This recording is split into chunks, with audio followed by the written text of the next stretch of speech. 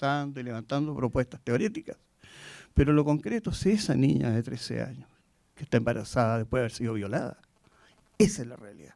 Y ahí se juega la ética, no en el discurso. Entonces tenemos esa tensión que habita en nuestras propuestas Curreo y habita en nuestras vidas. Afortunadamente, la razón, la racionalidad es lo menos relevante de nuestra existencia.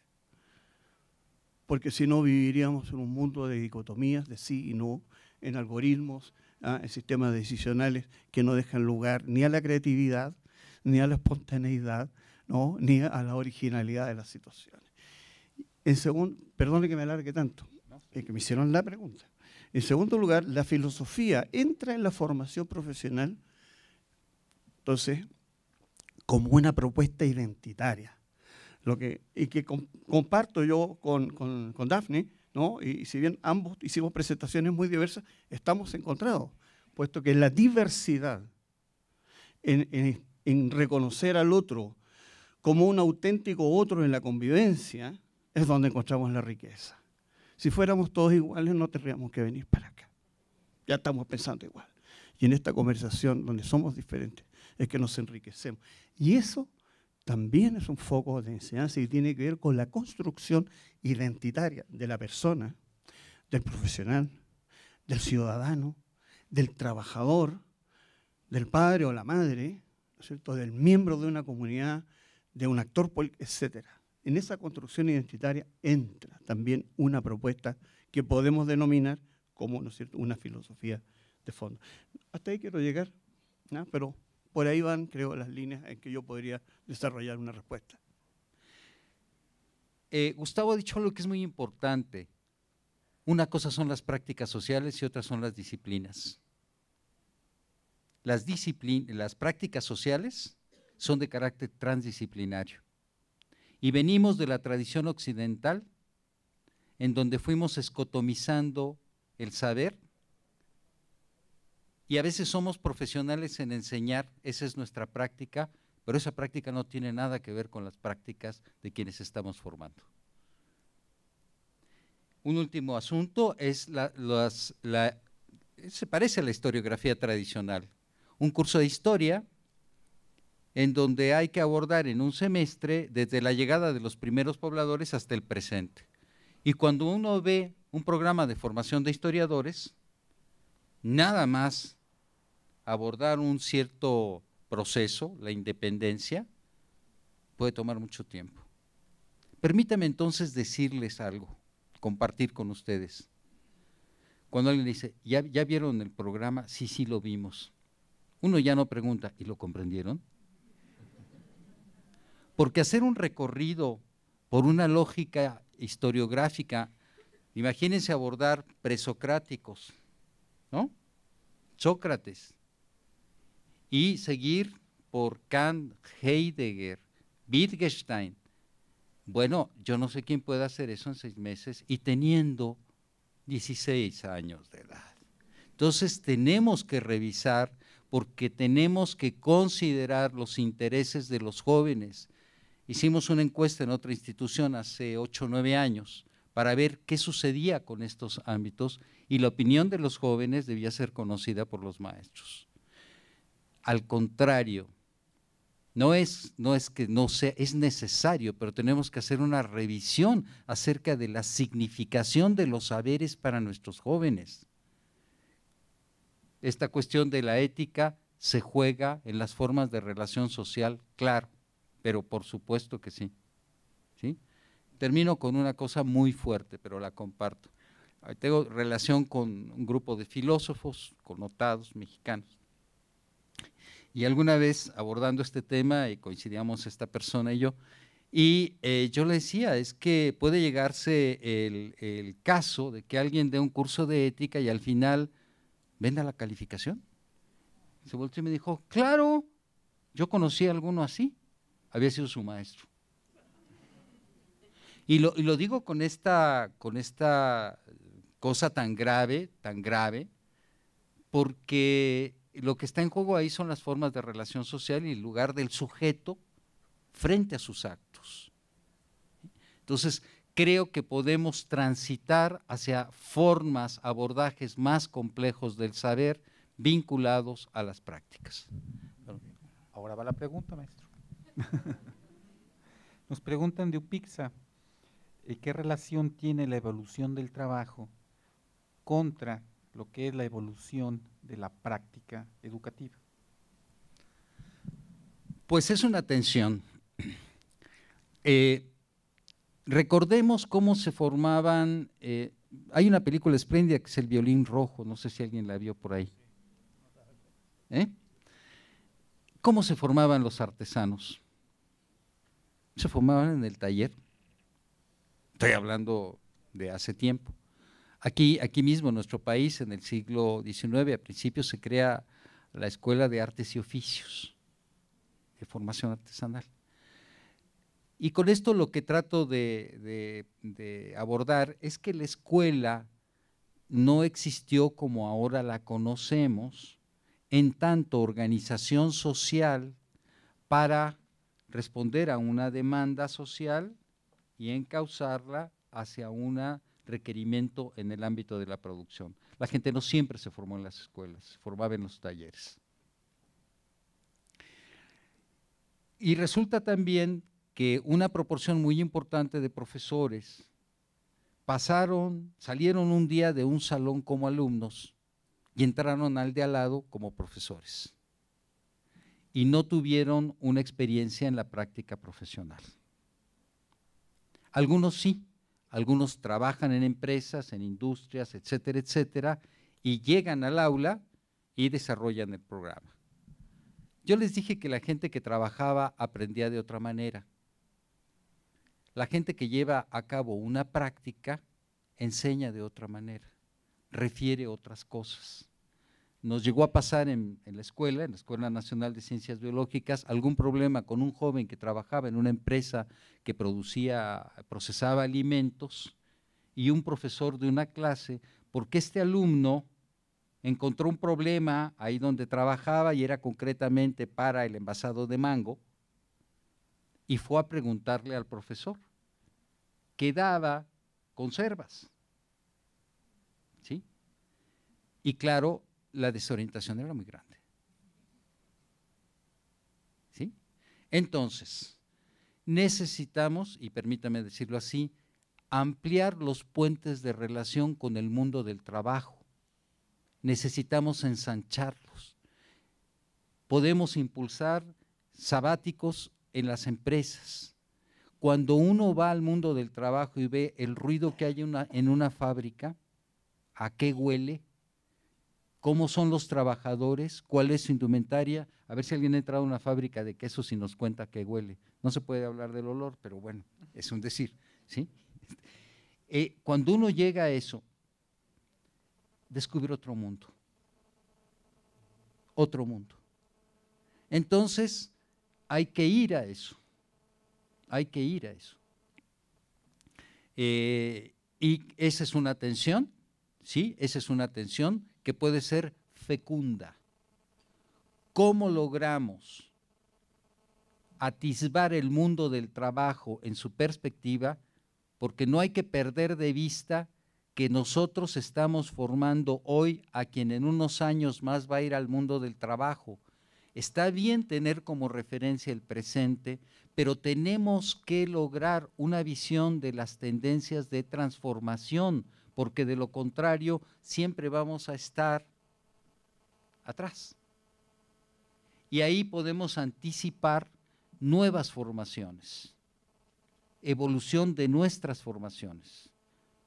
Reiterado, la carrera de Ingeniería Bioquímica surge de la desaparición de dos carreras en el año 59 en la Escuela Nacional de Ciencias Biológicas. Desaparece la carrera de químico-biólogo y de químico-simólogo y se crea una ingeniería y son precursores los que hicieron eso, era el año 59. Creo que tenemos la oportunidad de seguir su ejemplo en el año 2013. Muchas gracias. Gustavo, otra pregunta de las que te gustan. ¿Qué significa mantener la vigilancia en la innovación? Gracias. Bien, cuando yo hablo de mantener la vigilancia, otras veces digo hay que seguir sospechando de uno mismo, en primer lugar. Tiene varias connotaciones. La primera, mantener la vigilancia significa estar atentos a que las cosas que estamos haciendo no se salgan de su curso, no pierdan el norte, no pierdan el rumbo, sino que se mantengan en su orientación, no solamente de propósito, sino sus orientaciones de operación. Por ejemplo, voy a poner un caso. En nuestro trabajo de transformación curricular en mi universidad y en la Facultad de Medicina donde yo trabajo, para nosotros es fundamental la participación de docentes y estudiantes. Pero en algún momento, por este afán de hacer más rápido las cosas, una comisión de trabajo, que son comisiones chicas de 7, 8 académicos, digamos, empieza a olvidarse de la validación con el claustro académico y con los estudiantes. No por maldad, sino por querer hacer más rápido las cosas. Y hay que estar vigilante. Hay ciertos principios que debemos preservar. Por ejemplo, el principio de la participación, como señalaba, el principio de la negociación de los acuerdos y no de los consensos. Cuando nosotros negociamos, establecemos los acuerdos y los desacuerdos. También quedan ahí como una fuente de posibles desarrollos. Esa es la vigilancia. La vigilancia, ¿no es cierto?, política, respecto de cómo, por ejemplo, estamos tomando las decisiones. Y mantener eso es una cuestión permanente. Esa vigilancia, nosotros, ahora desde el punto de vista organizacional, la realizamos por la vía de lo que denominamos el aseguramiento y mejoramiento de la calidad. Tenemos una comisión que trabaja sobre la innovación, es comisión especial, para que mantengan la vigilancia. ¿Y quiénes están ahí? Inicialmente, ¿quiénes estaban ahí? ¿Quiénes formaron ese comisión? Los que más se oponían a la innovación, los más opositores. ¿Por qué? Porque esos no iban a dejar pasar una desviación, un error, ¿no es cierto?, una violación de los principios. No iban a permitirlo, y así ha sido. Y ha sido de un inmenso provecho. Eso es mantener la vigilancia. Lo que en otras palabras nosotros denominamos en el mundo académico mantener el espíritu crítico. ¿Ya? El espíritu crítico sobre lo que somos, sobre lo que decimos, sobre lo que hacemos, sobre las maneras en que nos proyectamos. Básicamente es eso. Mantener la vigilancia significa eso. No significa instalar un sistema, un estado policíaco, ¿no es cierto? No significa instalar cámaras ni escuchar los celulares, ni de la señora Merkel, ni de la presidenta Rousseff, ni del presidente mexicano. No significa eso. Eso no es vigilancia, ¿no? Eso es espionaje. Y la vigilancia siempre es abierta. Vigilancia tiene que ver con la capacidad de autocorrección. Y si nosotros, no, lo decía ayer, me parece François, la primera premisa de la autoevaluación es detectar los propios errores. Y si no reconocemos nuestros errores o nuestras deficiencias, ¿qué otra forma de error? Entonces nunca podemos aprender. Y para eso, y permítame terminar con ello, porque lo tenía puesto aquí para decirlo, en algún momento tenía que meterlo. Para eso, nosotros como académicos, y nuestros estudiantes también, debemos practicar el arte de la pregunta. La pregunta. Y desgraciadamente, y ahora hablo por mi país, en mi país, los niños cuando ingresan, los niños que empiezan a ser escolarizados, hacen preguntas hasta kinder. Entraron a primero de primaria o básica y solo aprenden a responder.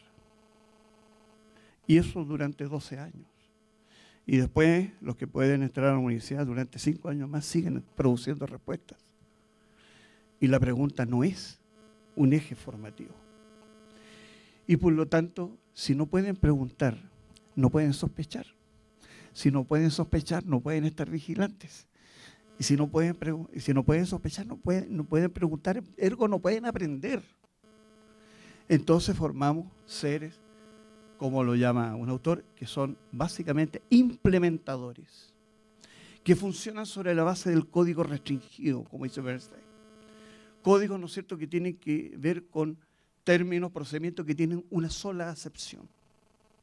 Y no con los códigos ampliados en los que se forman otros grupos, ¿ya?, que son los que finalmente van a ser los grupos gobernantes, que tienen la mirada de sistema, que tienen, ¿no es cierto?, un bagaje cultural, económico y social mucho más amplio. Son aquellos que se han integrado, ¿no es cierto?, al control de la cosa.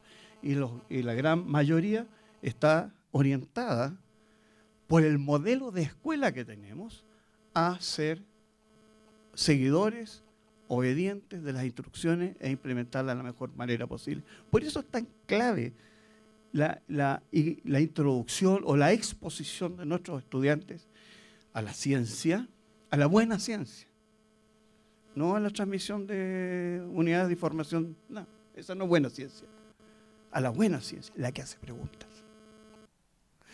La introducción de nuestros estudiantes a las buenas prácticas de la profesión, que es la que se hace preguntas, cuando lo que estoy haciendo está bien hecho. Que la exposición de nuestros estudiantes a las preguntas por otros campos de la vida, como se la da Daphne. Nuestros estudiantes, fíjense, les voy a contar una cosa, el mejor departamento de humanidades, de filosofía y humanidades de la Universidad de Chile, está en la Facultad de Ingeniería, no en la de Filosofía. Eso nos da las claves. Entonces, vuelvo a la pregunta, mantener la vigilancia es eso. Y para eso tenemos que formarnos, y formarnos en la pregunta, más que en la respuesta. Eso. Gracias, Gustavo. Maestro Daphne, una pregunta de la ESCA. Nos dice, ¿cómo promover las competencias profesionales de negociación, solución de problemas, de dirección, con eficiencia, si en algunos casos algunos directivos del instituto no ven a la innovación como parte del quehacer institucional?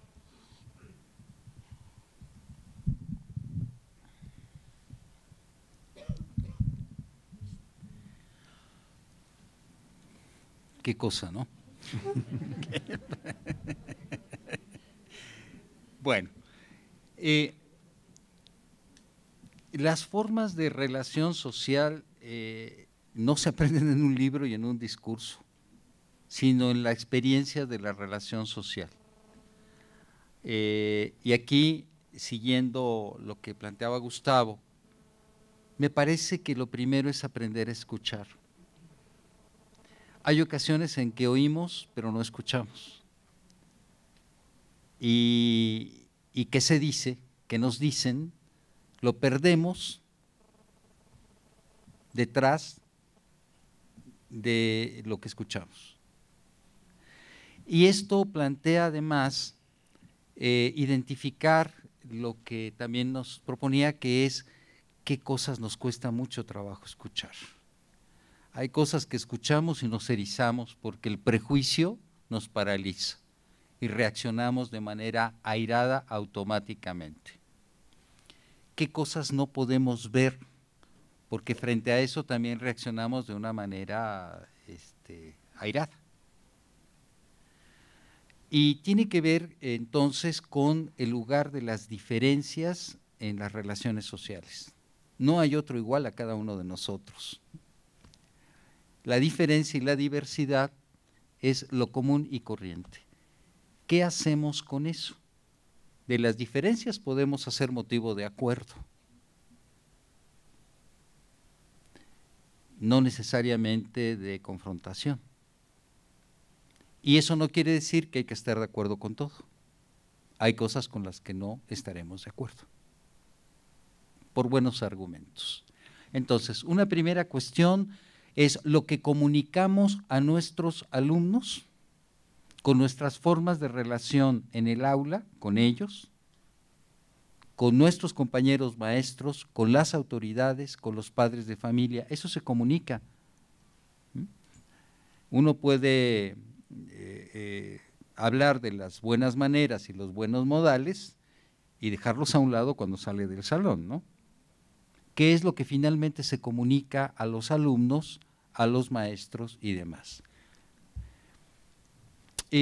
Las instituciones tienen sus historias, cómo se funda el instituto, quiénes son sus primeros maestros, qué alumnos llegan, y lo digo de esta manera para pescar algún hilo sobre ciertas formas, por ejemplo, de aplicación de la disciplina. Yo tuve maestros militares en la vocacional, ¿sí? Porque hubo una buena cantidad de maestros militares. Recuerden que se crea en la época del general Lázaro Cárdenas y que la institución se crea en una circunstancia distinta a lo que era en aquel momento, y subrayo, en aquel momento, la universidad. Recuerden quiénes iban, cómo iban, etcétera, y cómo se abre el instituto para atender a esto que eran contingentes, hijos de trabajadores, campesinos, gente que venía de aquí y de allá, de todo el país. Bien. Y ver esa historia, igual que podemos ver la historia familiar, cómo eran las formas de relación entre los abuelos. ¿La abuela hablaba o no hablaba? Porque hay abuelas que no hablaban cuando estaba el abuelo. O viceversa, el abuelo no hablaba. Y lo planteo de esta manera porque son formas de relación que van dejando su huella. Entonces, claro, esto implica que nosotros los maestros podamos advertir las limitaciones que tenemos para desplegar ciertas formas de relación. Hay alguien que no tiene más que el expediente de la orden imperativa. No es que no quiera, es que no puede. Es que no puede decirle a alguien, ¿estarías de acuerdo en llevar a cabo tal cosa? ¿Te parece bien tal cosa? Cuando uno hace eso, hay un lugar del otro. Uno se dirige al otro y le deja un margen para que diga no.